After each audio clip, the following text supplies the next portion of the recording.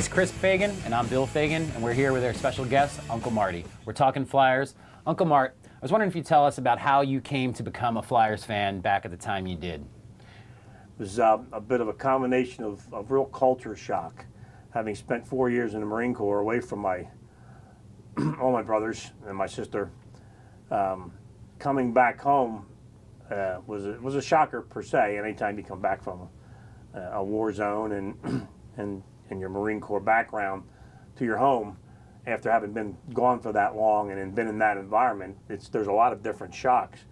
One of the interesting shocks was noticing on the porch at the house there at Old 501 Urban Avenue, the long group of toy boxes, if you will, at the one time we were younger, that my dad had built. Toys eventually found their way out, and in came baseballs and footballs and basketballs and so forth.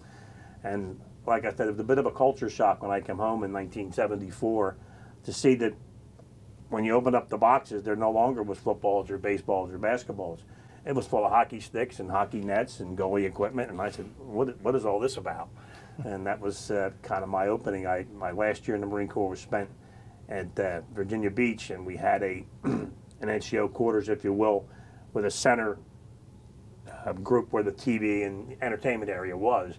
And on Sundays, having, got introduced to the Flyers by my brothers and family and whatnot, when I went back for that last couple of months I was in the Corps, we would watch Sunday, and and Howie the Puck, I think it was, and they would have all the informational stuff. And I would sit out there with a 6-pack of beer or so and just watch hockey, and all the rest of the guys who was down in Virginia, they didn't watch much hockey back in 1974 in Virginia. Just the 6-pack? Well, we started out with a 6-pack. Anyway, all right. Just to watch that Sunday when it was on, and having been so new to it all, it was just really like a rebirth, if you will. Wow, we knew basketball, we knew football, but that was, and baseball, and that was just what we grew up with. This is just so totally foreign, and I was really engrossed with it all. Just the speed and just the whole excitement of the whole thing, and then of course the one famous line, he hit the effing post. that gentleman no longer right there on television on Sunday afternoon. And Don Earl or did that make it through the censorship? You heard that? I think that was live television. It was live television at the time, and I think, but just the whole deal was just really enlightening, and it kind of spurred me on and helped me get right back to the normal the way of things after spending a year in Vietnam and 4 years in the Marine Corps. So it was wow. That's really so. You were as far from American culture in a war zone when the Flyers actually won the Cup, only to come home and fall in love with them after they won the Cup. Yeah, that's pretty amazing. Absolutely, yeah. It was a total, like I said, kind of culture shock, but culture shock in a good way. Yeah, that's there was a whole lot of positive stuff there. Family is always key. That's why you have all these Fagans here. But family was very, very important when you come back from that type of thing. But the sports end of it, certainly very helpful. Was there one player, or one or maybe two players, who right when you first started watching it again, that really caught your eye and that you kind of watched a little bit more, that you really enjoyed on those teams right when you started getting into it? Yeah, I'd say the key guys, the most famous guys, were kind of on their way out as I was getting interested. The Bobby Clarks and the Bernie Perrons, their days were over. Not over, but they're coming towards the end. Right. The groups, the guys that I went was the Tim Kerrs and the Dave Poulins. They were the kind of guys that I really admired. I still have a hockey puck actually signed by Tim Kerr. And I think I went until maybe I was 19 or 20 years old before I realized he wasn't just some bum, random hockey player that my father just happened to get a puck signed for me the one time. Hall of Famer. Absolutely. I just never knew Tim Kerr was that good, and I still have that hockey puck. Unfortunately, I don't have the Pete Rose signed baseball that I got when I was 12, and I took it out and proceeded to play a game with it, and then it kind of went over the fence like the Babe Ruth ball in Sandlot, if you remember that movie. Baby Ruth. I mean, who's Baby Ruth? That was me. Who's Timmy Kerr? Yeah. Well, Chris, you're too young to really remember much of '86, '87, but Mark can probably back me up. That was a team that in the Stanley Cup Playoffs went and took maybe the best hockey team ever assembled in the Edmonton Oilers, who I think the entire first line and the half of the second line is all Hall of Famers, took them to Game 7 and lost by 1 goal without Tim Kerr. Can you imagine had Timmy Kerr been in the lineup? And Dave Poulin with crap ribs. Yeah. Oh, wow. Dave Poulin played that last 2 games of that series with a vest on. And that was a Wayne Gretzky-led. Yes. Edmonton Oilers. Gretzky, Mark Messier, Grant Fuhrer Coffey. in goal. Paul Coffey. Hey, there's another example. Yeah. He played for the Flyers. Yes, After that. after his prime. A little further down the road. Another after your prime time guy. Yeah, exactly. One of the rare instances in a playoff of any sports, but certainly in hockey, where the losing team featured the MVP, the Vezina Trophy winner, which was Ron Hextall in his rookie season. Won the, yes.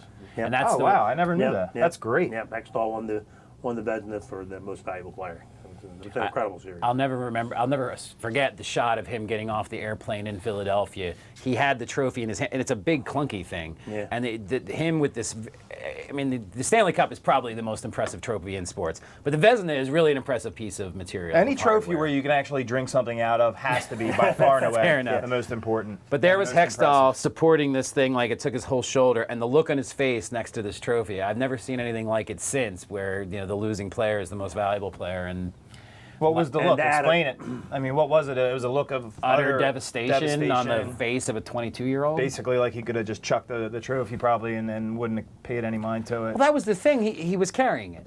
He could have said, hey, put this in the case, and put it on the plane and never touched it again. He could have shipped it back, but he did carry it home. He clearly valued it. Sure. But his face carrying it as he got off the plane it's just a look of despair that, for one thing, I'll never forget, and it is completely too rare in our athletes today, when so often we seem to perceive that they don't seem to care whether they win or lose. So, and to parallel that into where Chris was, he's a very significant part of the administration out there in Los Angeles. Yeah. Okay. Yeah. Yes. Oh, yeah. He's an assistant GM, I believe. Yes, he is.